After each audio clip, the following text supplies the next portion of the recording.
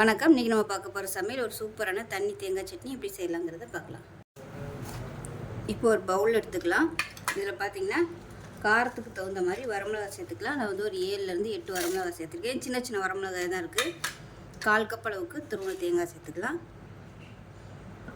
இது கூடவே 2 table spoon வறுத்த வேர்க்கடலை சேர்த்துக்கலாம்.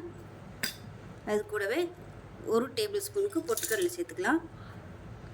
ஒரு 5 பல் பூண்டு சேர்த்துக்கலாம். சின்ன வெங்காயம் ஒரு 6 சின்ன வெங்காயம் அப்படியே முழுசாக அப்படியே சேர்த்துக்கலாம்.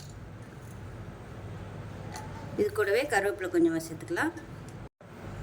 சுண்டைக்காய் சைஸ்க்கு புளி சேர்த்துக்கலாம். உப்பு தேவையான அளவு சேர்த்துக்கலாம். இப்போ எல்லாத்தையுமே அரைச்சிட்டு வந்துட்டு பார்க்கலாம். இப்போ நல்லா அரைச்சிட்டு வந்தாச்சு. இப்போ இதை ஒரு பவுலில் சேர்த்துக்கலாம்.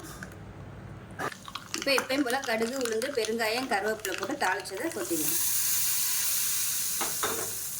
ஸோ இட்லி, தோசை, ஊத்தப்பம் எல்லாத்துக்குமே அட்டகாசமாக இருக்கும். செஞ்சு பாருங்கள். செஞ்சு பார்த்துட்டு எப்படி வந்துச்சுங்கிறத சொல்லுங்கள். வீடியோ பிடிச்சினா லைக் பண்ணுங்கள், கமெண்ட் பண்ணுங்கள், சேனலை சப்ஸ்கிரைப் பண்ணுங்கள், பக்கத்தில் பெல் பட்டனையும் ப்ரெஸ் பண்ணுங்கள். நன்றி.